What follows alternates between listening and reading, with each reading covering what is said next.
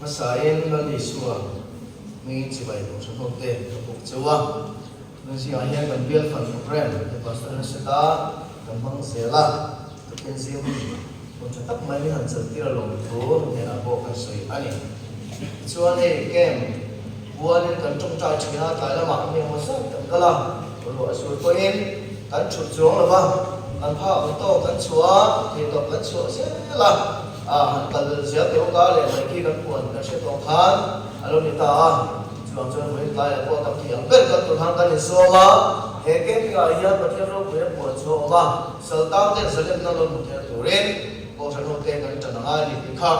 kan soi ve le lo tu wa tên thiên một cái sự đời đủ mấy người chơi gần biên chu cái hàng phăng giải anh một người biên chỉ na giải cô tê lúc giải ông chị tê solo tê gần biên chu này cái nó mình chỉ lấy mình tí tê mình một tí ra rồi về lấy mấy tí khác cái sự về đủ chung mà thì tôi số sẽ trở lại tê một lần tê ba lần tê bốn và thiên phục lên chơi mỗi một tháng anh mua sai sẽ tại là tí khác anh cái gì cái này số na ta sẽ trở về hay thú cái suy lý là ba tên là local tầm theo lịch của mọi cần mong bộ comment cần mong số thế mấy thì đây là thế sự cần tụi mga cái này thúc quý cái này còn sao nên tụi thả tan thúc quý này cần là cần hành tiền số thúc quý bộ suy ra này để rồi đến tụi lên lần lần cái chuyện mà buồn đã cần bộ số về đó đi giờ trong bộ số không thế lấy bộ sẽ tay là chỗ mẹ và thiên thú cần thúc quý hình hà na cần siêu phúc tổ chỉ na cần siêu về là chúng sao vậy tôi phải biết sống như này mà đi giáo sống này bắt nhị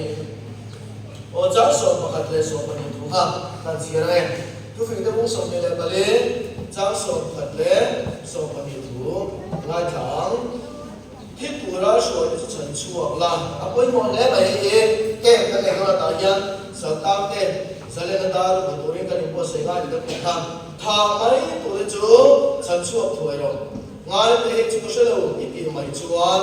thì lúc buộc tu chuan là người đó lỗ mình ít lúc nó không tu chuan là sẽ đó lỗ mình mình thì là tiếp nhận sẽ đến ao đồ lỗ mình nghe này thì chuan muốn khởi đầu thì không khởi đầu cái này lúc đó chân chim chả marga siya cũng sống lên baru trang sống lên bằng thủ châu cái chuyện này lúc này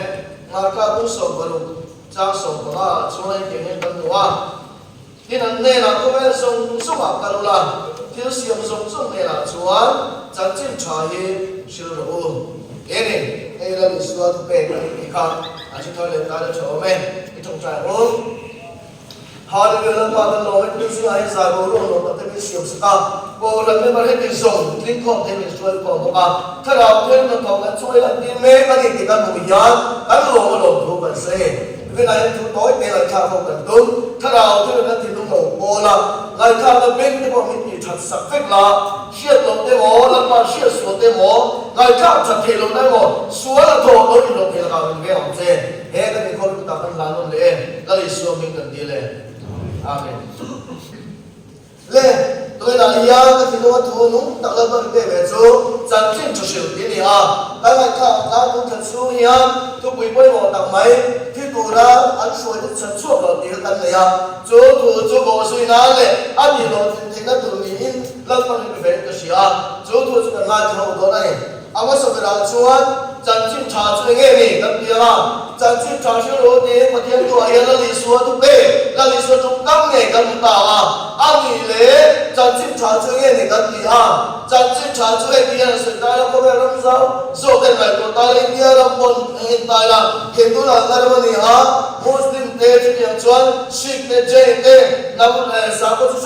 chẳng hạn anh bảo đi xã hội hiện chân chính trả cái sự lẽ chút điểm trong cái điểm này cái chuyện anh bảo là tôi rồi là sự đôi tay là cái bộ bố lên rồi cho nên là cái tôi làm cho hệ dùng xong thì chân chính trả tiếng là chân chính trả cái rồi chứ là đi xuống cái ta thì nó là thấu lại rồi hệ đi chân chính cho hệ chân chính trả tiền cái này chú bảo cho chú chân chính chú với lại hiện cần chú về các bộ nó trong bên hệ các chuyện đâu thì là chính cái cái sửa mẹ vì sao đây là nó chú cả mà bây giờ cái bà xuân cái này nó cả chân chính trả anh bảo vậy bây giờ thì tôi vẫn sửa về là anh sửa sẽ là đi xuống chân chính là chú anh cả bảo quy thì cái chuyện là chuyện là bây giờ chú bảo cho tôi xin là hiện cái sự phản chân chính trả các cái chú thì tầm tầm tập biên số chuyện mà xem lao đi xuống chúng ta chẳng chứ này chỗ thì này thôi này lao đi xuống mình chẳng tâm tổ chẳng chứ này cần ta vào bây giờ cần sư bê cần quay quyết định thì bộ ra nó tên cần sẽ được một em anh ấy ở đó là chỗ cần công là chẳng chứ trả cho tụi này chứ nào chẳng chứ trả cho tụi này chứ nào cần gì à chẳng chứ trả cho năng này cái nhân cần sẽ tụi này và thiên tổ hàng chia tụi cần cụ điều lao đi xuống tân sa thế anh sẽ nó sửa cái này ya các chẳng chứ trả bộ số là chuột quyết rồi thì chân cho thiên sửa tập cái này ya chú bố à để đưa tiền tiền này hổ chú thua cho người em tắt rồi chú này cái mà đi ăn xin sửa thế ăn bây giờ sửa ăn đủ tất cả sửa cái này ya chẳng chứ trả ta vào quy lệ chuột bây giờ chưa được cái việc thì bộ ra nó tiền cần phải tổ chức lại ya cần sửa trong này phải một em cái sửa này chứ khi nó chúa mình đăng ký tu lệ thiếu làm đây là làm lồng mai này đi đâu nắng lệ cái ta liền chú chân chân chú tay nó mà chuột rồi bố chuột rồi sửa cái này là cần là chân chân chú bác sửa rồi thì là đi sửa về nắng mà này là về cái má này là về cái gì cần sửa rồi là phải một em anh cái này làm được cái này mà yang cần sửa rồi khôi phục làm lên chân chân chú bác sửa làm lên cái này cái tập quân sẽ lên mà yang khôi phục làm lên chân chân chú bác sửa làm cái gì còn na cho đi hàng công ty là sửa toàn tay là có về làm gì là muốn đi là sửa đầu tiên là cần bố số nào cần sửa của nó này thì Brazil nó sửa chỉ là Africa nó sửa chỉ là cần sửa thế chúa nó bảo chân chân trong buổi bên vợ chú ăn phải chú mà ăn mềm một cái cho cái này là chú ăn chân chân chả sửa đồ cần sửa đồ là sửa đồ các chân chân nó sửa miếng lẩu nó là tao sửa cho cái này là thế sửa đồ anh mà ngay lên cái tụi nó mấy cái chú sinh chú ăn các chân chân chạy ta mà muốn sửa đồ tiền là đi sửa tay cái bên này cần sửa lại cho vào trong cái này anh có vẻ là nó dùng cái cần tiền đó India nó cần tiền đó chú là chú ăn chân chân chạy là sửa đồ cái này là ba này đồ cái này là anh là sửa đồ cái này bộ ra nó cái gì cần sửa bây giờ em anh đang là chú ăn cần tụi ta mấy ông tê mà em mấy bộ của mày bộ nếu tụi cần lên chân địch là cần lên cái gì cần tụi ta ông tê cần uống lên nào cái sầu tám cái này là như nào đấy rồi chân chân chạy chân chân tụi lên chỗ cái trong chạy chân đất thì làm gì anh sinh cần là anh mà đi anh xem là tụi bộ cần nó còn không mày anh mà đi anh xem anh mà đi chúng lên anh mà đi ai sáng anh đã một chi học rồi mày cho số lên sao thì thế nó tăng vào nó cũng tăng thế hát sẽ đâu thế bùa em thế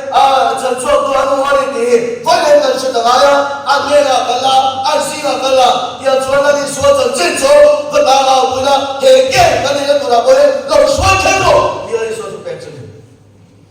cho vào cho tôi xem bộ nó cái này tụi mày hệ cái gì nó lâu thì tụi chuột năng lên cái gì tụi cái này cái sự là phán lần lần tụi mình bè